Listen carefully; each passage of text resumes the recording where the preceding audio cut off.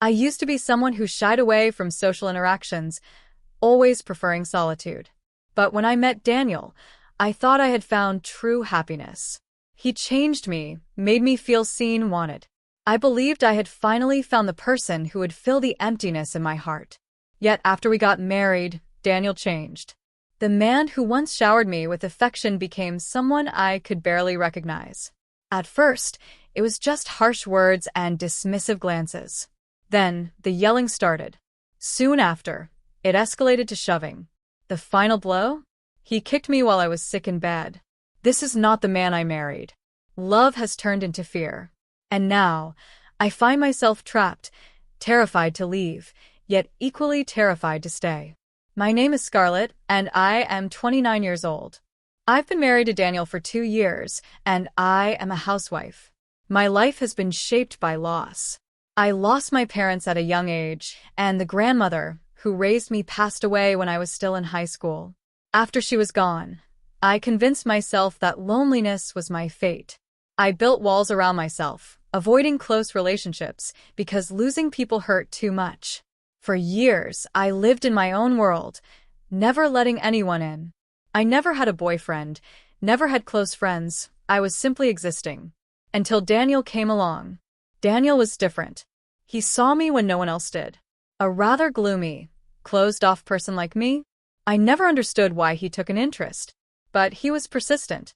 He asked me out repeatedly, despite my initial annoyance. And somehow, his persistence wore me down. Before I knew it, I was drawn into his world. He became my light, my warmth, the one person I could rely on. He made me believe in love, in companionship. He made me feel like I was no longer alone. That's how we ended up married 2 years ago. But now, I find myself questioning if that was the right choice. A few months into our marriage, things started changing. Daniel came home less and less, often without telling me when to expect him. He began criticizing my housework, picking apart the smallest details. Why isn't my dinner ready? If I told him I thought he'd be late, he'd sigh, his once warm eyes turning cold. You're staying home on my dime and can't even manage the housework? What a wife. And just like that, he'd grab his clothes and leave. At first, I tried to fix things. I started making dinner every night, even if I had no idea when he'd come home. But then he stopped coming home for days, sometimes an entire week. I kept wondering, was he tired of me? Had he seen something in me that he didn't like? Was I not good enough? I didn't want our memories to be a lie. I didn't want to be abandoned. I didn't want to be alone. After 6 months of this, I couldn't take it anymore. I needed to know where we stood. When Daniel finally came home, I asked if he was considering a divorce. To my surprise, he looked shocked. That's not it, Scarlett. I've been busy with work. I'm sorry for being cold lately. Please don't talk like that. Panic flashed across his face as he hugged me for the first time in months. Guilt crept into me. Had I been too selfish? Was I not considering his stress? But if he didn't communicate with me, how was I supposed to understand? I asked him to at least keep me in the loop, to talk to me when something was wrong. Of course, I promise. Seeing his smile made me feel relief for the first time in a while. For a brief moment, I convinced myself that things were getting better. And, for a little while, they did. He started updating me when he'd be home late, and even though there were still nights he didn't come home, at least I knew why. It was enough to make me happy again. A year after our wedding, it was our anniversary. I had made reservations at a restaurant we both loved, excited to celebrate. But Daniel never showed up. I sat at that table alone, waiting for hours, until it became painfully clear that he wasn't coming. He hadn't even called. When he finally returned the next day, I confronted him, trying to stay calm. I just wish you had told me sooner, Daniel. His expression darkened. Why would you say something like that? Don't you see how hard I'm working? I did. I knew he worked hard. But I needed to be a priority too. When I told Daniel how hurt I felt about him missing our anniversary, I expected an apology.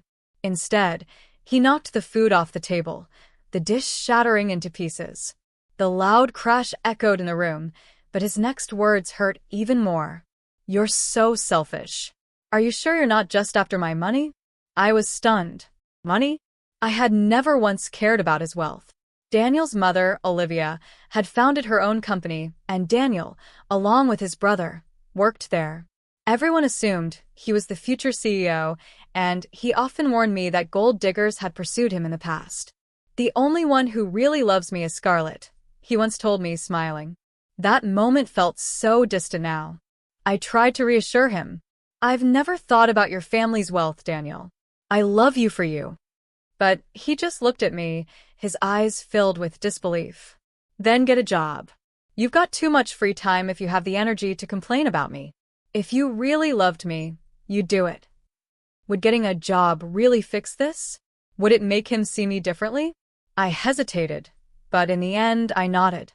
I didn't want him to think I was with him for the money. More than anything, I didn't want him to leave me. I started to question my own sanity. Somewhere along the way, I convinced myself that Daniel's anger was my fault, that I was the problem. So I did what he asked. I got a full-time job. I told myself that if I worked hard, if I kept the house clean before and after work, maybe he wouldn't find reasons to be angry with me anymore. One day, I received an unexpected call. "Scarlett, I heard you're working now. What happened? Weren't you planning to quit after getting married?"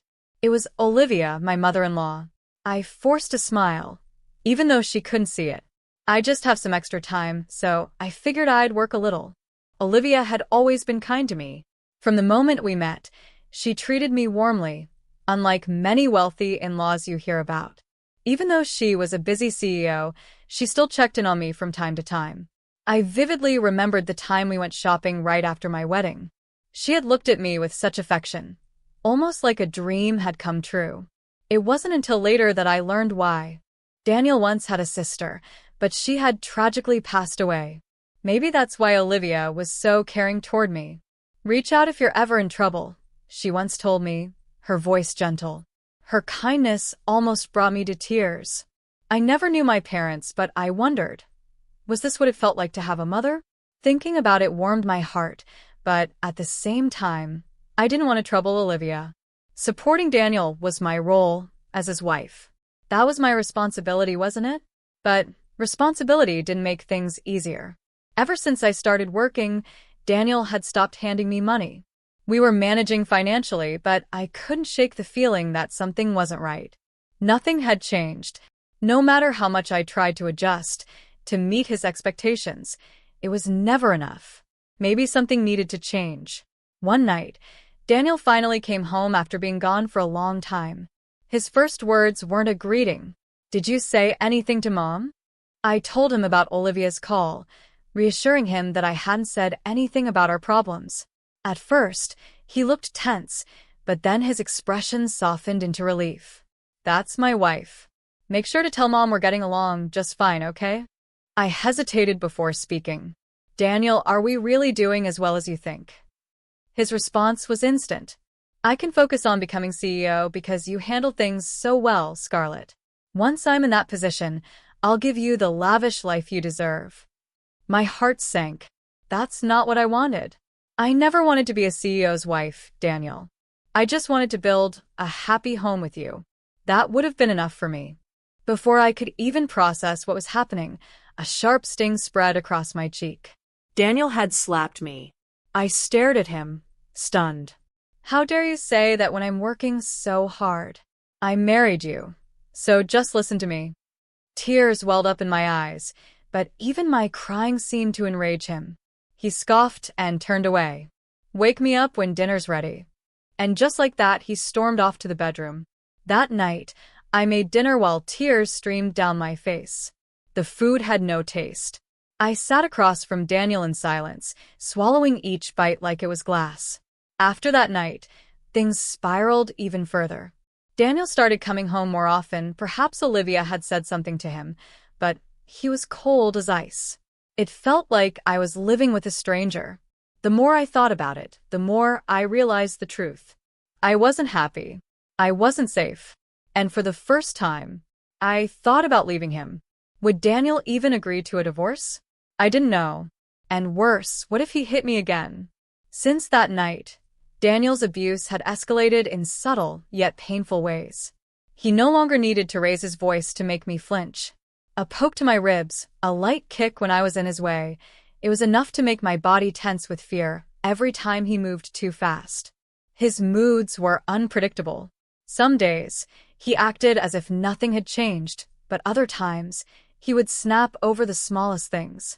Then, one day, he forced me to quit my job. It was his idea for me to work in the first place, so why take it away now? Was this just another way to torment me? A way to isolate me even further? I had no idea what Daniel wanted from me anymore. My entire existence revolved around one thing: avoiding his anger. Then, amidst all this, Daniel told me that Olivia's birthday was coming up.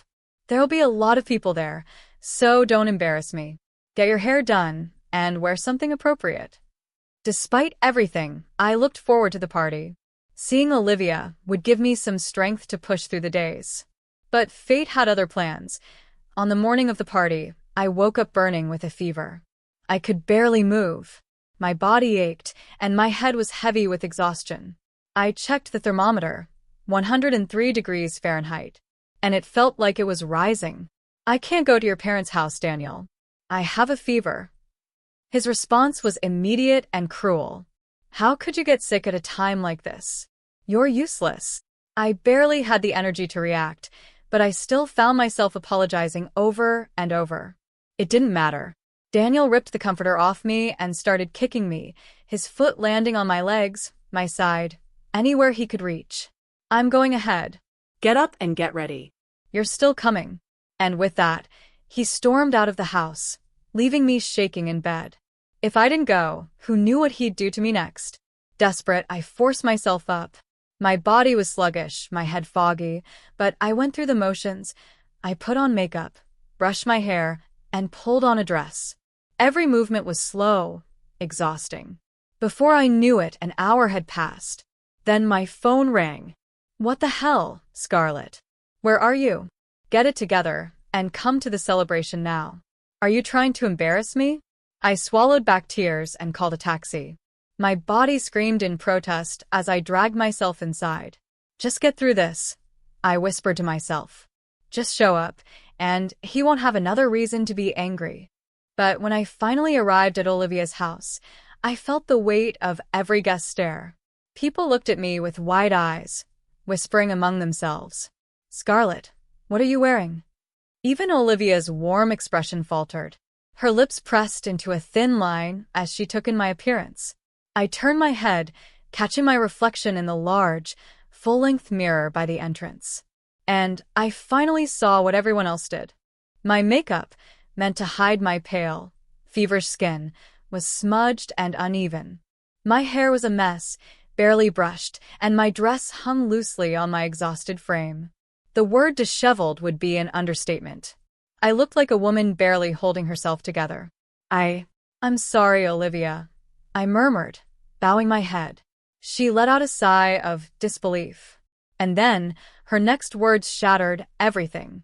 Scarlett, you should divorce Daniel. I barely had time to process her words before Daniel spoke up. Come on, Mom. Give her a break, he said with a laugh, his tone light and dismissive. She just overslept.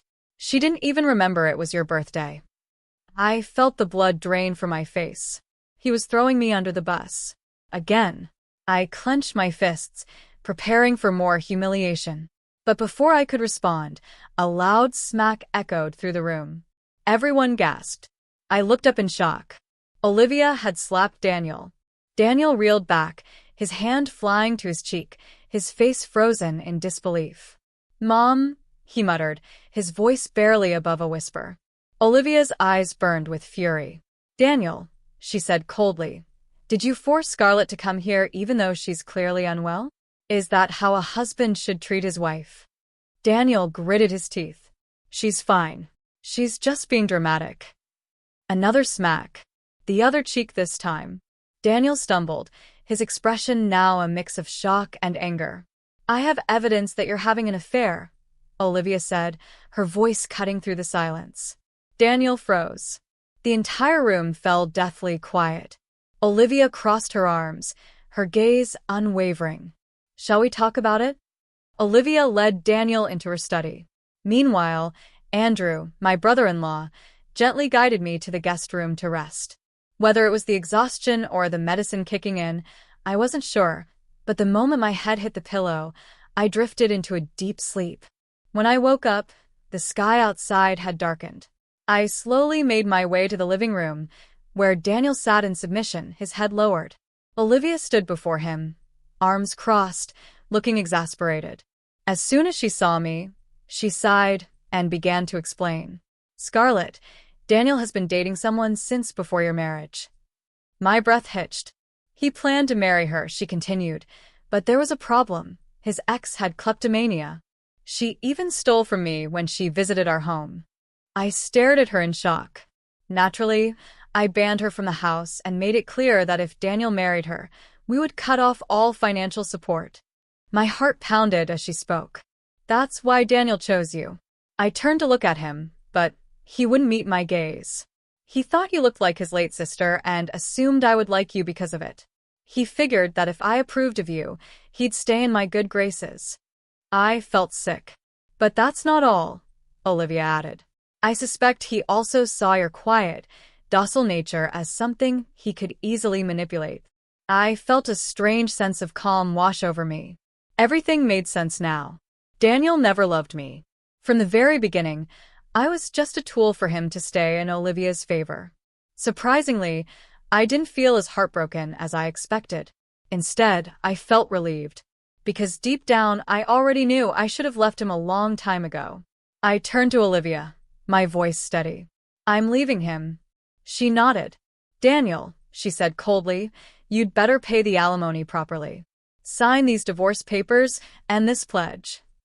Daniel's head snapped up as he grabbed the papers, his eyes scanning the conditions. "Quit my job and pay $50,000 in alimony? Are you kidding?" he shouted in disbelief. As I processed the fact that I might lose my job, Daniel turned to me, desperation in his eyes. "Scarlett, I really loved you. I only met with my ex because she's relentless. I didn't know what she'd do if I didn't. Trust me," he pleaded, tears streaming down his face. But his tears weren't for me. I inhaled deeply, my hand brushing over my cheek, the same cheek he had slapped not long ago. My body still ached from his kicks. "I still have the bruises you gave me this morning," I said evenly. "I could easily get a medical report and file charges. Sign the papers if you don't want to be sued." Olivia, who had been unaware of the physical abuse, gasped. Her eyes filled with tears before rage took over. "You're a terrible person," she screamed, slapping Daniel again. "Don't ever come back home. We're done with you." Andrew had to step in to stop her. Shaking, Daniel grabbed the pen and signed the divorce papers. I watched him cry, but I felt nothing. If he regretted it so much, he shouldn't have done it in the first place. For a brief moment, guilt threatened to creep in, but I pushed it away. I had spent too long neglecting my own feelings. Never again. After the divorce, my life became a whirlwind of change. I focused on moving out and finding a job. It was chaotic, exhausting, but for the first time in years, I felt free. Andrew helped me search for a new place, and Olivia, ever supportive, even referred me to a job opportunity. I insisted on earning my position through merit, not connections, and after a proper interview, I was hired. Still, Olivia had become a little overprotective of me, which both touched and worried me. Starting a new job while adjusting to a different lifestyle was challenging, but I was no longer afraid of the future. For the first time in a long time, I felt secure. Then one day, about a year after my divorce, I ran into Daniel. I was leaving work when I spotted him loitering near the building entrance. His clothes were dirty, his hair unkempt. The confident, arrogant man I once knew was gone. "Scarlett," he called weakly, stepping forward. I stopped, raising an eyebrow. "I just wanted to talk." I tilted my head, amused. "About what?" He hesitated before sighing. "I made a mistake," I scoffed. "Long story short, my girlfriend dumped me," he admitted, his voice strained. "And I was thinking maybe we could." I burst out laughing. I couldn't help it. Daniel looked taken aback, his face twisting in confusion. Still chuckling, I slowly raised my right hand and wiggled my fingers. On my ring finger sat a new ring. "I've been dating your brother recently," I said, watching his expression shift to pure horror. "Not sure about marriage yet, but I do know he's a much better person than you." Daniel paled. "Andrew?" I nodded. "Oh, and by the way, he's next in line to be CEO." His mouth fell open. Daniel had always arrogantly assumed that, as the eldest son, he would inherit the family business. But Olivia had never considered him responsible enough. And now he had nothing. "Being married to you is a struggle," I admitted. "But there's one thing I'm grateful for." Daniel swallowed hard. "Thank you for introducing me to your family." I smiled as I said it, letting the truth sink in. "I'm cherished here now." Daniel collapsed on the spot, falling to his knees. His shoulders trembled as he sobbed into his hands. But I felt nothing but relief. That was the moment I knew, without a doubt, that leaving him was the best decision of my life. While I still couldn't contemplate marriage, not yet, I had decided one thing. I would no longer live in fear. From now on, I would trust the people who stood by me during my darkest times. And, above all, I would live being true to my feelings. Please feel free to comment below if you like this. Remember to like and subscribe for more.